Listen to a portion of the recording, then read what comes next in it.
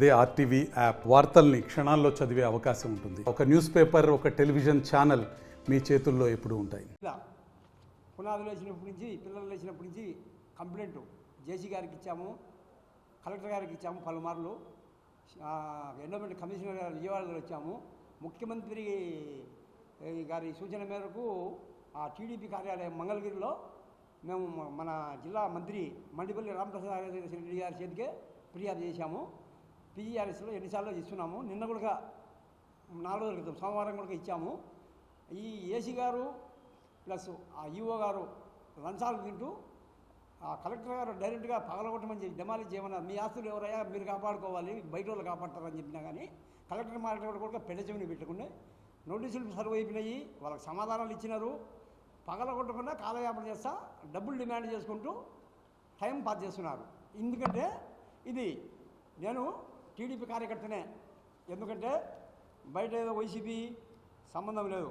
ఇది దేవుని మాన్యము అన్యాక్రాంతం అవుతా ఉంటే ఇది కూటమి ప్రభుత్వమా లేకపోతే మాధవరాయ స్వామి భూములకు గూటమా? సీఎం గారు మీరు రేపు ఒంటిమిటి వస్తున్నారు, దయచేసి దీని మీద చర్యలు తీసుకొని ఆ మాధవరాయ స్వామి ఆస్తులు కాపాడండి. అది ఎవరంటే కమ్మవారు కాపువారు ఎగమేస్తున్నారు. సీఎం గారు మీ కింది అధికారులు తమాషా చూస్తున్నారు. దయచేసి వైసీపీ అని కాదుగా అన్యాక్రాంతమైన దేవస్థాన భూములను కాపాడడానికి ఒక టీడీపీ కార్యకర్తగా నేను దీనికి సంకల్పించాను. దీనికి సపోర్ట్గా ఆ పుట్టా సుధాకర్ యాదవ్ గారు కూడా వాళ్ళకు ఒత్తాస పలుకుతున్నాడంట. ఏమన్నా ఉంటే ఆయన ఆస్తులు పంచిమ్మని చెప్పండి. దేవస్థానం భూములు ఆక్రమించిన వాళ్ళకు ఇట్లా వాళ్ళకు ఎమ్మెల్యే గారు నిన్నగాక మొన్న వచ్చారు, మీరు ఎమ్మెల్యే అయ్యారు.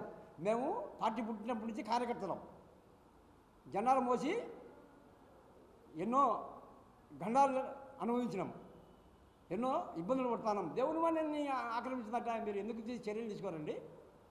మళ్ళీ వాళ్ళకు ఒత్తాస పలకడం ఏంటి? కాబట్టి దయచేసి ఇది కూటమి ప్రభుత్వం మాధవరాయ స్వామికి గూటమా, కాబట్టి సీఎం గారు చర్యలు తీసుకురాలని కోరుతున్నాను. ఆ చికెన్ సెంటర్ సుబ్బారావు అని ఒక ఆయన ఎక్కడ కాదు, ఆయన కమ్మవారు, ఎక్కడ తెనాల నుంచో తణుకు నుంచో వచ్చి ఇక్కడ సెటిల్ అయ్యాడు. ఇంతకుముందు శివుని మాన్యములు ఆక్రమించి ఇల్లు వేసినాడు. ఆయనకు అదే అలవాటుగా అయింది. రాజకోటాల్లో ఉంటాడు, మైదుకూరులో చికెన్ సెంటర్ ఉంది సుబ్బారావు. తర్వాత ఒక అతను ఆకేపాటి సుమన్ అని చెప్పి హాస్పిటల్ కట్టాడు. ఇంకా మిగతా వాళ్ళు అహం మహమ్మదు రకరకాల పేర్లు ఉన్నాయి వాళ్ళవి. మహిళలు అందరూ తలా ఇంత ఏది రెవెన్యూ డిపార్ట్మెంట్ రిజిస్టర్ ఆఫీసులో దొంగ రిజిస్టర్లు చేయించుకొని ఇది సెలవు అనినా కానీ మాదేం చెప్పి వాళ్ళు మాట్లాడుతున్నారు. ఎలా జరుగుతాయి? ఆల్రెడీ నిన్న తిరుపతి నుంచి వచ్చి సర్వే చేశారు. స్పెషల్ కలెక్టర్ వచ్చి సర్వేదారు సర్వే చేసింది ఎండోమెంట్ భూమి అని ఎంఆర్ఓ గారు ఇచ్చారు, సర్వే వాళ్ళు కూడా ఇచ్చారు. తర్వాతే దీని మీద చర్యలకు నేను కర్నూలుకి వెళ్ళి డిప్యూటీ కమిషనర్ గారికి ఇచ్చాను, కమిషనర్ గారికి కంప్లైంట్ చేశాను. స్వయంగా మండిపల్లి మన రామప్రసాద్ రెడ్డి గారికి కూడా స్వహస్తాలకు ఇచ్చాను నేను అక్కడ మంగళగిరి టీడీపీ కార్యాలయంలో. కానీ ఇదేదో ఇతర పార్టీ వాళ్ళు వచ్చి ఆపాదించుతారని అనుకోవద్దు. మనం బాధ్యతగా ఉండాలి. ఫస్ట్ బాధ్యతగా ఉన్న తర్వాత ఎదుటోని ఎదుర్కొనవచ్చు. మనమే తప్పులు చేసుకుంటా పోతే లాభం లేదండి. మనం గట్టిగా ఉన్నప్పుడు ఎవరైనా దిగుతుడిపి చేయొచ్చు, అంతేగాని మనం తప్పిదాలు చేసుకుంటూ దాన్ని మనం మూసిపెట్టుకుంటే తప్పు. కాబట్టి మా ఎమ్మెల్యే గారికి ఇంతటితో అయినా ఈ స్థలం జోలికి రాకుండా ఉంటారని మేము ఆశిస్తున్నాం. అయిపోయింది. కూల్చుటకు మీనవేశాలు లెక్కిస్తున్నారు. ఎందుకంటే ఇలా ఆదాయం కోసం అధికారుల అవినీతి పాల్పడి స్పందన ఏముందంటే అక్కడ వెళ్ళి వసూలు చేసుకోవడం వరకు ఓకే, కూల్చడం వరకు నకో. ఏసీ ఈ కడప ఏసీ గారు మాట్లాడేది కనుక మరిన్ని వీడియోస్ కోసం ఛానల్ ని సబ్స్క్రైబ్ చేయండి. లేటెస్ట్ అప్డేట్స్ కోసం వాట్సాప్ ఛానల్ ని ఫాలో చేయండి.